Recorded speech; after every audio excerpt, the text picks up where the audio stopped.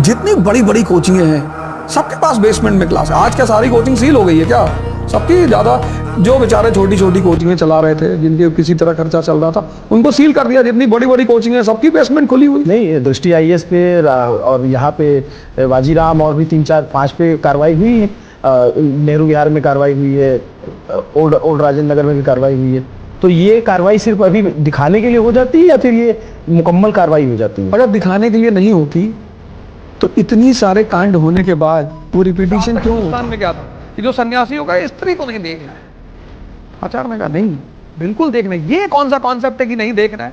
Ministry बदल रही है। ट्रकों के पीछे लिखा होता ना, देखो मगर प्यार से। तो वो चीज बहुत प्यारी है, वो कॉन्सेप्ट बहुत प्यारा है कि शराब बियर बार आपके घर में है लेकिन आप पीते हैं, आप वहीं बैठ के डिस्कस करते हैं, सारी मीटिंग्स वहीं होती है। जो लोग आते हैं उनको लगता है कि बहुत बड़ा नशेड़ी है यार, लेकिन आप पीते नहीं। या मान लीजिए कहीं मूड आ गया, आपने एक सिर्फ मार ही लिया तो उससे कौन सब धरती आसमान ऊपर नीचे हो जाएगा। तो वो कॉन्सेप्ट, उनके कुछ कॉन्सेप्ट्स हैं जो मुझे लगता है कि कंटेम्प्रेरी पीरियड में। हमने जब आईएएस की तैयारी शुरू की, इतना हंसते थे लोग मेरे ऊपर। अच्छा, उनका हंसना जायज भी था, हमें कुछ आता ही नहीं था, तो उनको लगता है कि तुम आईएएस बनोगे। हमने कहा कोशिश करने में क्या जाता है। एक हमारे सीनियर थे, वो तो भी इतना हंसे बेचारे, इतना हंसे कि उनका एक दोस्त था, वो उनको पकड़ के दूसरे कमरे में ले गया। पहली बार मुझे पता चला कि हंसी कितना कष्ट देती। तो मुझे द्रौपदी की याद आई। तुम्हें कोई गाली में कुछ भी बोले, लेकिन जब लोग तुम्हारे ऊपर हंसते हैं और तुम कोशिश करो कि लोग तुम्हारे ऊपर हंसे, मोटिवेशन की जरूरत ही नहीं पड़ेगी, क्योंकि हंसना आग पैदा करता है। मेरे सामने मेरे कोलीग संजीव वर्मा सर, मतलब इकोनॉमी में उतना बड़ा नाम इंडिया में नहीं था, सिर्फ बेसमेंट में दम घुटने की वजह से उस आदमी की मृत्यु हुई थी क्लास चलते वक्त। अच्छा, हाँ, 2 से 4:30 वाली वो क्लास लेते। संजीव वर्मा सर, बहुत बड़ा नाम संजीव वर्मा सर, और मैं करोल बाग में क्लास ले रहा था उसी वक्त पर, और क्लास दोनों आदमी ले रहे थे और बेसमेंट की क्लास थी। मैं कई बार कह चुका था कि सर बेसमेंट की क्लास में घुटन होती है, और बेसमेंट की क्लास थी, और संजीव वर्मा की डेथ बेसमेंट में क्लास लेते वक्त हुई। उस वक्त किसी ने इस बात पर ध्यान नहीं दिया। कौन सी कोचिंग थी? बाजीराम एंड रवि ही थी, वहाँ पे इकोनॉमी के वो टीचर थे, वहाँ क्लास लेते। बात घटना आई गई हो गई, किसी से कोई मतलब नहीं रहा, वो बेचारे चले गए। जितनी भी सीरीज, वेब सीरीज अपराध पे बनी है वो लगभग सब ने देखी। जितनी वेब सीरीज हिस्ट्री पे बनी है वो किसी ने नहीं। मतलब मेरा ओवरऑल कहने का मतलब ये है कि जो भी गाड़ी खरीदेगा उसमें कोई नहीं लिखेगा मेरा भारत महान, कोई लिखा रखा है कालीन भैया। ज्यादातर स्कॉर्पियो, काली स्कॉर्पियो वेब सीरीज के बाद, मिर्जापुर के बाद बिकी। इससे हमें पता चलता है कि हमारे प्रदेश की मानसिकताएं कैसी, साइकी कैसी। कलाम साहब अरे ठीक है, लेकिन जितने प्रदेश के अपराधी हैं सब बच्चे उनको लेके इंस्पायर करते हैं। गुड्डू भैया से ज्यादा इंस्पायर। गुड्डू, हाँ भैया, भैया आए तो भैया ऐसे कमर में हाथ डाल के फोटो हमारे साथ खींचा। मैं उस प्रदेश में पैदा हुआ।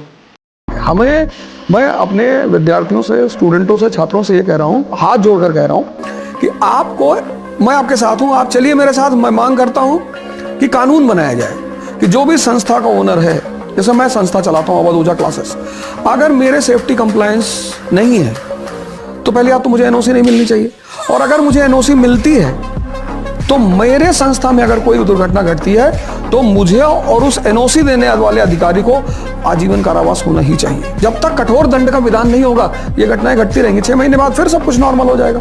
अभी सीलिंग कर देंगे, दिखा देंगे, कार्रवाइयां कर देंगे, फिर 6 महीने बाद क्या होगा? पहली बार जब मुझे फोन पे धमकी मिली रात 2 बजे, 2:05 या 2:10 का टाइम था, और रात में फोन आया और फोन उठाया मैंने, और शुरुआत कर दी उसने माँ बहन से।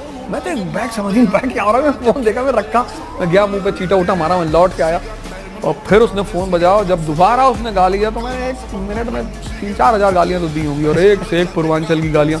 और जब मैंने गाली दी तो उधर से आवाज आई, भाई साहब एक तो आप बता। मैंने कहा भाई साहब इतने टुकड़े में उठ के जाओगे, अवध ओझा से बदतमीजी मत करना। हम तो शौकिया टीचर, पेशा तो कुछ और है हमारा।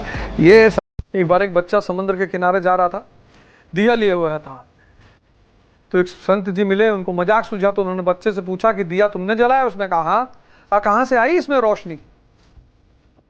उसने कहा आप बुझा दीजिए तो बताएं। तो उन्होंने बुझा दिया। उसने पूछा कहाँ गई? अगर आप बता देंगे कहाँ गई तो मैं बता दूंगा कहाँ से आई थी। ये तीनों चीज मिटाई नहीं जा सकती। साउंड, रोशनी, खुशबू। तुम बारिश में देखो गांव वगैरह में जो बच्चे खेलते हैं तो पानी के तालाब वालाब में जाते हैं तो पानी वाले सांप को पकड़ लेते हो और फिर ऐसे नचाते हैं। वो इसी बात का सूचक है। किसी को कोबरा पकड़ के नचाते हुए देखो, जिसके पास पावर नहीं होगी वो एक्सप्लॉइट होगा। यूनान, मिस्र, रोमा सब लुट गए जहां से, लेकिन मगर है बाकी नामो निशा हमारा। कुछ बात है कि हस्ती मिटती नहीं हमारी, सदियों रहा है दुश्मन दौरे जहां हमारा।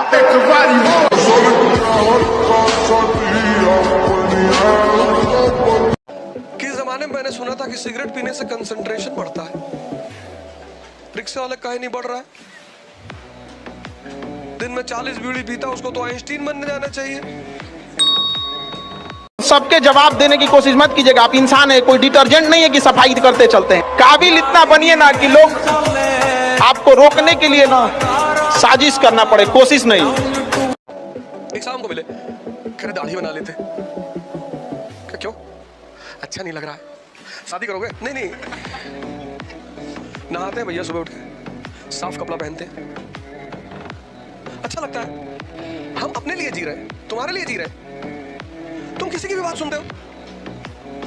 खाली पेट और खाली जेब इंसान को जो सिखाते हैं वो किसी यूनिवर्सिटी कॉलेज में नहीं सिखाया जाता।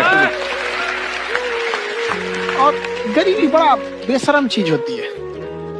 तो कहते हैं कि मौत भी तू जल्दी आया कर गरीब के घर में। कफन का पैसा भी खर्च होता है दवाइयां खरीदते खरीदते। हाय हाय हाय, क्या बात है। ये अमीरों की चार दीवारी के पीछे ना बहुत सारी कमियां छुप जाती हैं, लेकिन उन अमीरों की चार दीवारी के बाहर नहीं आ पाती। गरीबों का आंगन सब देख सकता है, उनके अंदर होने वाली बातें सबको पता चले। इसलिए देर से बनिए लेकिन जरूर कामयाब बनिए, क्योंकि कुछ वक्त बाद लोग आपकी खैरियत नहीं हैसियत पूछेंगे। वैल्यू फॉर मनी, टाइम से ज्यादा मनी। टाइम तो आप 2.5 घंटा फोन पे भी बिता सकते हैं सोफे पे बैठ के, बट एक आदमी जो गाड़ी में बैठ के अपनी पूरी फैमिली लेके गाड़ी मॉल के पार्किंग लॉट में पार्क करके ऊपर आके मेरी फिल्म देखने आया, उसका बेटा उसकी बेटी पॉपकॉर्न खाएंगे, आइसक्रीम खाएंगे।